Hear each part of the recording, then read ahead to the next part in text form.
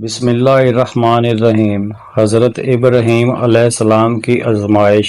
بلا شبہ دنیا میں جتنے بھی انبیاء کرام علیہم السلام تشریف لائے ان سب کو من جانب اللہ ابتلا و آزمائش کی صحبتوں کے راستوں سے ہو کر گزرنا پڑا۔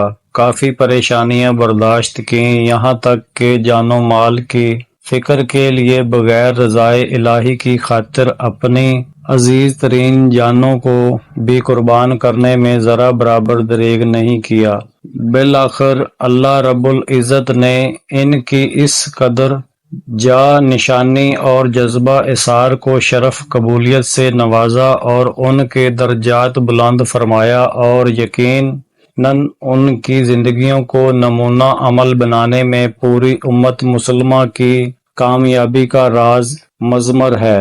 حضرت ابراہیم علیہ السلام بھی انہی میں سے ایک ہیں جنہوں نے اللہ رب العزت کے حکم کی تعمیل میں اپنی خواہشات کی ایک نہ مانی، بلکہ رضائے الہی کی خاطر رب کے ہر حکم کی بجا آوری کو اپنے لیے فرض عین گردانا۔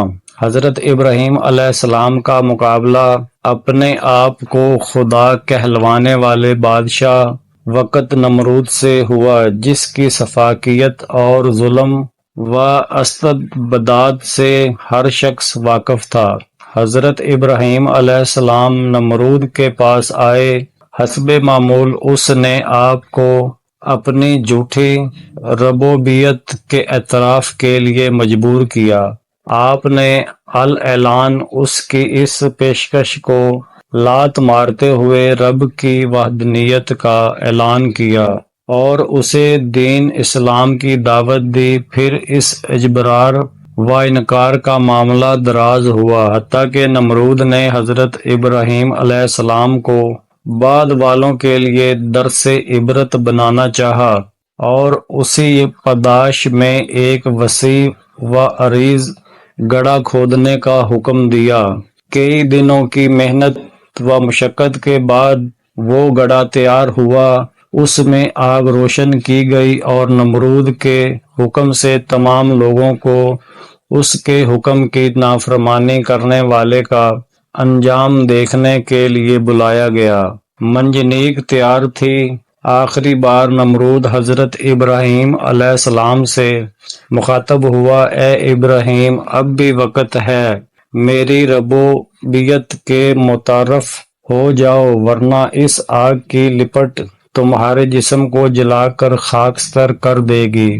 لیکن حضرت ابراہیم علیہ السلام کو تو یقین کامل تھا کہ میرا رب میرے ساتھ ہے، وہ مجھے اس طرح نمرود جیسے ظالم و سفاک کے ہاتھوں آگ میں جلتا نہیں دیکھ سکتا۔ پھر یکایک وہ وقت بھی آیا کہ آپ کو اس دہکتے گڑھے میں ڈال دیا گیا۔ قبل اس کے کہ آپ اس آگ کے قریب ہوں، رب کا فرمان صادر ہوا، اے آگ تو ابراہیم پر ٹھنڈی اور سلامتی والی ہو جا۔ اتنے میں اچانک وہ آگ جو اپنے اوپر سے اڑنے والے پرندے تک کو جلا کر راکھ کر سکتی تھی، لیکن اللہ کے حکم سے خوبصورت پھولوں میں تبدیل ہو گئی۔ بشمول نمرود کے تمام ناظرین و حاضرین کی آنکھیں پھٹی کی پھٹی رہ گئیں، اور حضرت ابراہیم علیہ السلام اس آزمائش میں کامیاب ہوئے۔ نمرود کی ساری اکڑ مٹی میں ملتی ہوئی نظر آئی اور اس کا غرور پاش پاش ہو کر رہ گیا۔ درس عبرت یعنی آج بھی ہمارے لیے کفار و مشرکین کی طرف سے لگائی گئی مکر و فریب اور ظلم و جبر کی آگ گلستان میں تبدیل ہو سکتی ہے۔ آج بھی اپنے ایمان کی پختگی سے ہم ان کے جھوٹے غرور کو ملیا میٹ کر سکتے ہیں، لیکن بشرطیہ کہ ہمیں اپنے سینوں میں حضرت ابراہیم علیہ السلام کی طرح ایمان کے چراغ کو روشن کرنا ہوگا، توکل اللہ کا صادق بننا ہوگا، اپنے قلوب سے ہر ایک کا خوف نکال کر اسے محض خوف خدا سے آباد کرنا ہوگا۔ تب جا کر وقت کا نمرود بھی ہمارے ایمان کے سامنے سرنگوں اور گھٹنے ٹیکتا ہوا نظر آئے گا۔ آج ذرا سی ناگہانی آفت آن پڑنے پر ہم جانے کیا کیا اناب شناب بکنے لگتے ہیں۔ کبھی کبھی تو اپنے وجود پر پچھتاوا ہونے لگتا ہے، لیکن ہمیں انبیاء کرام علیہم السلام کی زندگی کا جائزہ لینا چاہیے۔ تب ہمیں احساس ہوگا کہ ہماری صحبتیں اور پریشانیاں ان کی دشواریوں کے سامنے ہیچ ہیں، لیکن کبھی بھی انہوں نے رب کے حضور کلمہ شکایت زبان پہ نہ لایا، بلکہ عبادت و ریاضت اور تبلیغ دین میں ساری زندگی وقف کر دی، اور رب کے حضور مقبول سے مقبول تر ہوتے رہے۔